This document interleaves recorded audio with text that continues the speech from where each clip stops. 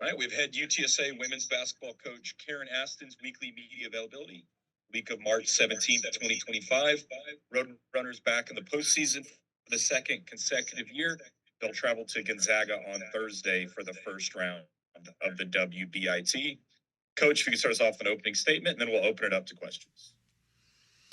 Well, I mean, I'm obviously extremely blessed and pleased that we're still playing. There are a lot of teams that aren't. The fact that we were able to take another step this year and elevate the tournament that we're playing in, I think is a huge accomplishment for this program in a short period of time. So just thankful. I mean, I could say a lot of things about people. I mean, disappointment and all of those things of not making the tournament, but at the end of the day, you wake up and you're grateful for what you have and to still be playing.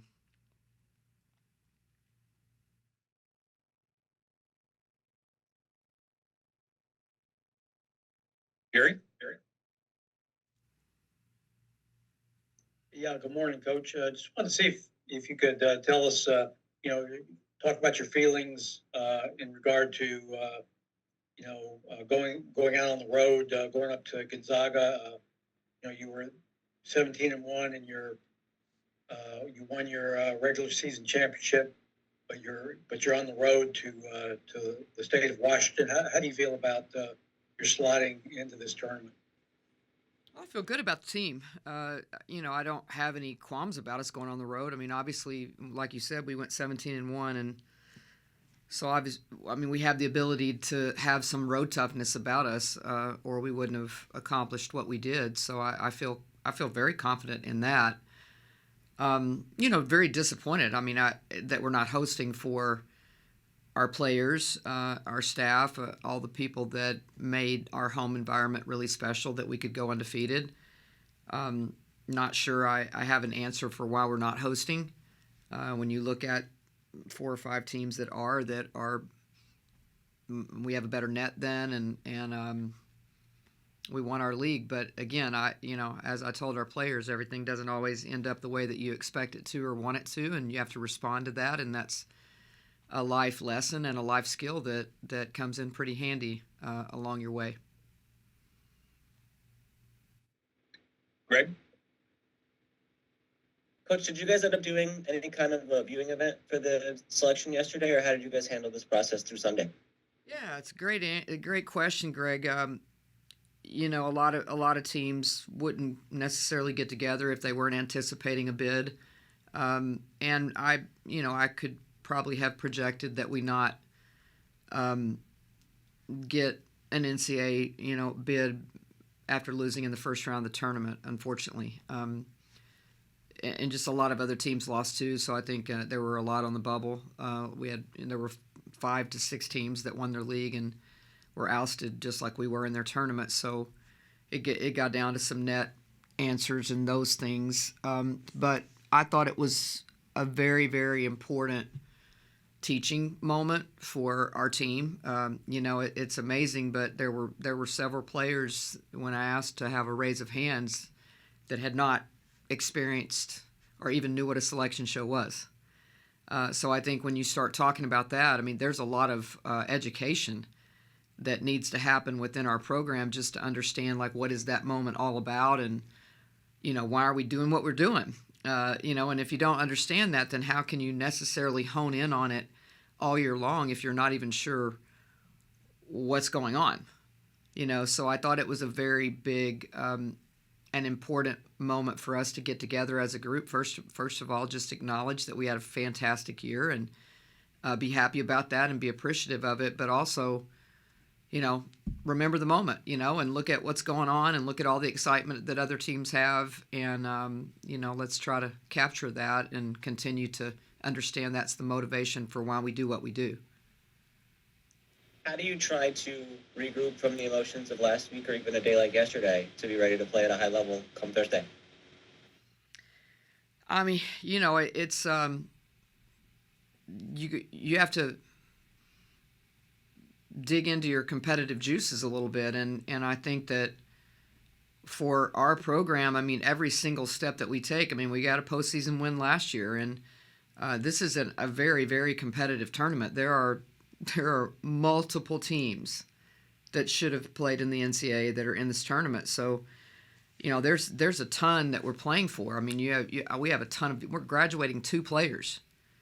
So, what are the rest of them learning in this experience of what it feels like to continue to be playing in March? Like I told them, some people were done 2 weeks ago, and on the beach somewhere.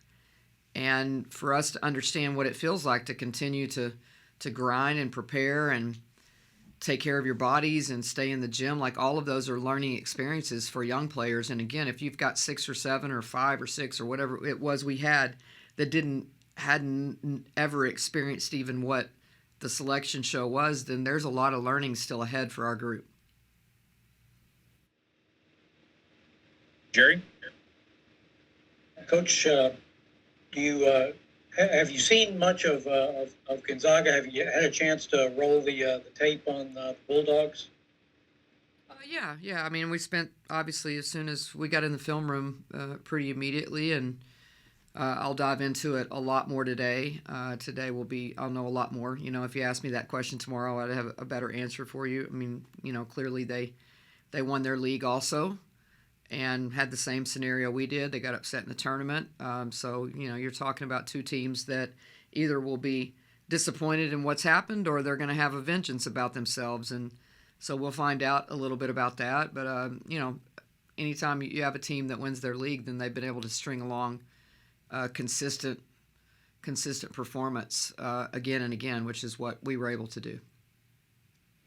Each time that your team lost this year, Coach, you proceeded to go on a long winning streak.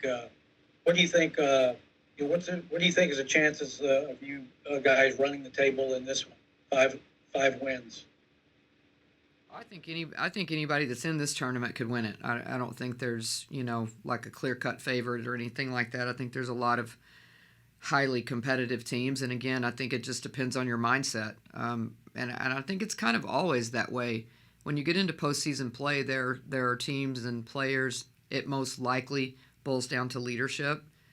The players that have kind of led the way have to really take the lead now, and they're either ready for this to be over or they want to keep playing as long as they can play. So I think it's important that the players do what they've done all year long, which is take the lead in how we've approached our business. Sean? Coach, a positive of this is that Jordan Jenkins kind of gets to go home and play in front of her friends and family, which she didn't get to do being injured when you went back there last year. How excited are you for her that she has this opportunity, and how excited do you think she is for this? I mean, I'm super excited for her. As you mentioned, when we went to Seattle purposely to take her back home last year, she was injured and didn't get that opportunity to do that. And I know how disappointed she was that happened the way that it did. And, for us to be able to turn around and go back to Washington and potentially have family and friends of hers be able to see her play it's really special. And, let's all take advantage of that opportunity for her. And, I told all of them yesterday, just enjoy the time you have left together. This has been a wonderful group that has stayed connected all year long, and they need to enjoy their moments together.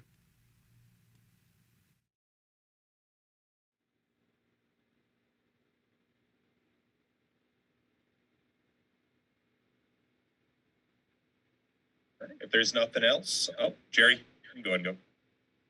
Hey, Coach, I just wanted to ask, what's your understanding of the way the second round works? I'm curious to know, is there a chance that you will host either the second or the third? Should you win the first game, is there a chance you get to host the second round or the third round? We were going to host on Thursday, so I'm going to have a hard time answering that question because I'm not. I would love for somebody to explain to me why we're not hosting. So we bid for the first 3 rounds. It wasn't a misstep on our administration's part. They did their part. They turned the bids in, and I don't have an answer for that. To be honest with you, I'm assuming yes, there's a possibility we could host the second game, if we were to win the first one, but I'm not sure I have a good answer for you there. I wish I did.